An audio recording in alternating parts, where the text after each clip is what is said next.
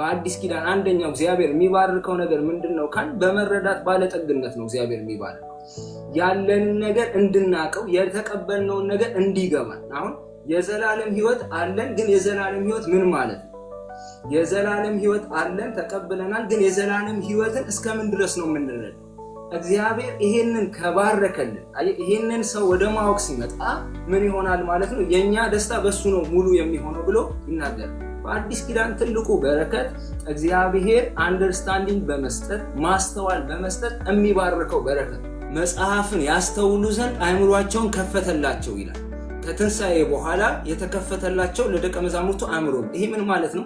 እነዚህ ሲከተሉት የነበሩት ደቀ መዛሙርቶች ኢየሱስ ዓይን ሲከፍት አይተዋል፣ ጆሮ ሲከፍት አይተዋል፣ እንደገና ደግሞ የማይናገር ደግሞ አንደበትም ሲከፍት አይተዋል። በእነሱ ላይ ኤክስፒሪየንስ አላደረጉትም። ነገር ግን በመጨረሻ ሰዓት ላይ ለእናንተ ደግሞ የሚያስፈልጋቸው ተመሳሳይ ቃል ተጠቅሞ ምን ያደርጋል? አእምሯቸውን ምን አደረገላቸው ይላል? ከፈተላቸው ይላል።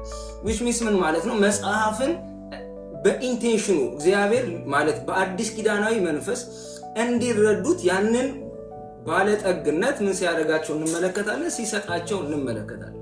ስለዚህ ትልቁ ነገር ምንድነው? እነዚህ ሰዎች የዘላለም ሕይወት እንዲሆኑላችሁ ወይ ደግሞ የዘላለም ሕይወት እንድትቀበሉ አይደለም የሚጽፍላቸው እንደ ወንጌል አላችሁ። ግን ምን ማለት ነው? የዘላለም ሕይወት ማለት አንደኛው ነገር ፌሎሺፕ ነው። ከአብ ከወልድ ከመንፈስ ቅዱስ ጋር የምታረጉት ህብረት ነው። ይሄንን ምን ያደርግላችኋል? እንድታውቁት ነው። ምን እናደርግላችሁ?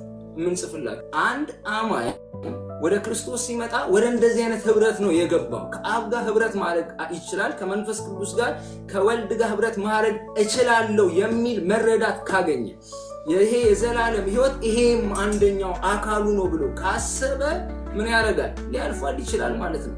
ኦፍ ኮርስ ማለት ሰው ሊናፍቅ ይችላል፣ ግን ደግሞ የሚበልጣለ ትላል፣ ህብረት አለኝ ትላል፣ ብቸኛ አይደለሁም ብለህ ታስባል።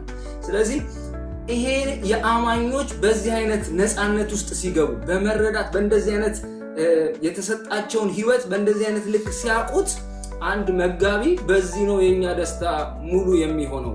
ለዛ ነው ዮሐንስ እንደምታውቀው ደጋግሞ በመልእክቶቹም ላይ ልጆቼ በእውነት እንደሚመላለሱ ስላወቅ ወይ ደግሞ ስላየው ደግሞ ደስታ ይሰማኝ። ስለዚህ ደስታው ሁልጊዜ ምእመኖቹ ወይ ደግሞ ያገለገላቸው ሰዎች ወይ